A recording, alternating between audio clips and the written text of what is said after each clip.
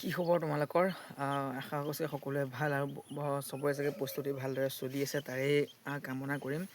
তো এইকেইদিন মানে মোক বহুতে কমেণ্ট কৰি আছে, ঠিক আছে। মই যেতিয়াৰ পৰা মানে ব্লগ দিছোঁ মোক বহুতে এটাই কমেণ্ট কৰিছে কি মানে আমাৰ যোনটো মানে এতিয়া তোমালোকৰ অগ্নিবীৰ যোনটো মানে এক্সাম হৈছিলে, মানে কথাটো কি হ'ল শুনিব মানে কৈছোঁ। আগতে আমাৰ মানে দুটা ফেজত হয়, যোনটো আমাৰ শ্বিলং, যোৰহাট, নাৰেংগী আমাৰ প্ৰথম ফেজটোতেই হৈ যায়, কিন্তু আমাৰ এইবাৰ মানে ছেকেণ্ড ফেজত দিছে। আমাৰ যোৰহাট এয়াৰো, নাৰেংগী আৰু শ্বিলং এয়াৰো মানে ছেকেণ্ড ফেজত দিছে। যদি তোমালোকে ফাৰ্ষ্ট ফেজত তোমালোকৰ ফিজিকেল হ'লেহেঁতেন ইতিমধ্যে তোমালোকৰ ট্ৰেইনিং চেণ্টাৰ তোমালোকে ৰিপৰ্টিং হৈ গ'লহেঁতেন, মানে ট্ৰেইনিং তোমালোকৰ ষ্টাৰ্ট হৈ গ'লহেঁতেন নৱেম্বৰৰ পৰা। কিন্তু এইবাৰ মানে আমাক ছেকেণ্ড ফেজত দিছে, ঠিক আছে। বহুতে এক্সাম পাছ কৰি থৈ দিছে। এতিয়া মই ফিল্ডলৈ গৈছোঁ, যিহেতু বহুতে ৰানিং আমাৰো গাঁৱৰ বহুতে পাছ কৰি দিছে, 3-4জন মানে পাছ কৰি থৈছে।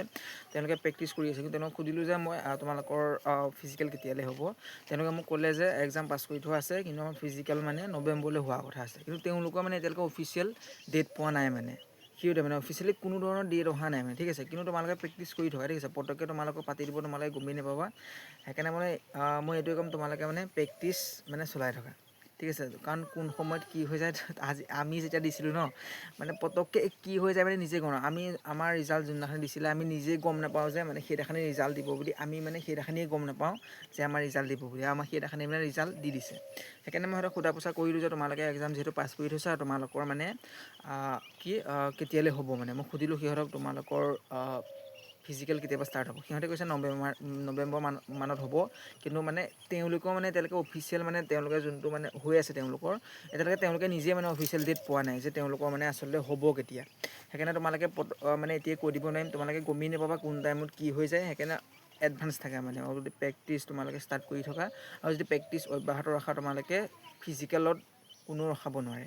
যাৰ NCC আছে তেওঁলোকেতো এক্সট্ৰা মাৰ্ক পাবই, ঠিক আছে। যাৰ NCC আছে এক্সট্ৰা মাৰ্ক পাবই। কিন্তু লগতে তোমালোকে NCC থাকক নাথাকক কোনো মেটাৰ নকৰে। যদি এক্সাম ভাল কৰি থৈছা, যদি নাম আহিছে ফিজিকেলত, যদি তোমালোকে এক্সিলেণ্ট মাৰা 100% এবাৰ তোমালোকে চাকৰি ল'বাই, ঠিক আছে। এটা ভাল অপৰচুনিটি, ঠিক আছে। ভালদৰে যদি প্ৰেক্টিছ কৰা এটা ভাল অপৰচুনিটি আছে। তো এতিয়ালৈকেতো ডেট অহা নাই, আহিলে তোমালোকক মই কৈ দিলোঁহেঁতেন। বহুতে মোক কমেণ্ট কৰি আছে নাৰেংগী আৰু যোৰহাট আৰু শ্বিলং আৰু কেতিয়া হ'ব, প্লিজ ফিক্সকৈ এটা কৈ দিয়া। কিন্তু নৱেম্বৰত ফিক্স তোমালোকৰ হ'বই। ছেকেণ্ড ফেজৰ নৱেম্বৰৰ পৰা ষ্টাৰ্ট হৈ যায়।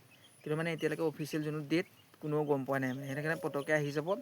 লগতে প্ৰেক্টিছ অব্যাহত ৰাখি থকা, লগতে এতিয়া তোমালোকৰ নৱেম্বৰত আকৌ নতুন আছাম পুলিচ অহা কথা আছে। যাৰ নাম নাহিলে আপোনালোকেও প্ৰেক্টিছ চলাই থাকক। খালি যেতিয়ালৈকে বয়স আছে মনে হাৰ নামানে, তেতিয়ালৈকে মানে তোমালোকে চেষ্টাটো চলাই থাকা, মানে হাৰ নামানিবা, ঠিক আছে। তো বহুতে মোক কমেণ্ট কৰি আছে কেতিয়া হ'ব ফিজিকেলটো। এতিয়ালৈকে অগ্নিবীৰৰ কোনো ধৰণৰ ফিজিকেল অফিচিয়েল মানে আপডেট অহা নাই। মই তেওঁলোকো সুধিছিলোঁ যোনে যোনে পাছ কৰি দিছে আমাৰ গাঁৱৰ, তেওঁলোকৰ মানে এতিয়ালৈকে মানে অহা নাই। কিন্তু অফিচিয়েল যোনখিনি ডকুমেণ্ট মানে ফিজিকেলৰ কাৰণে লৈ যাবলৈ কৈছে, সেইখিনি মানে তোমালোকে যোনবোৰ আগতীয়াকৈ যদি নাই সেইবোৰ বনাই থ'বা।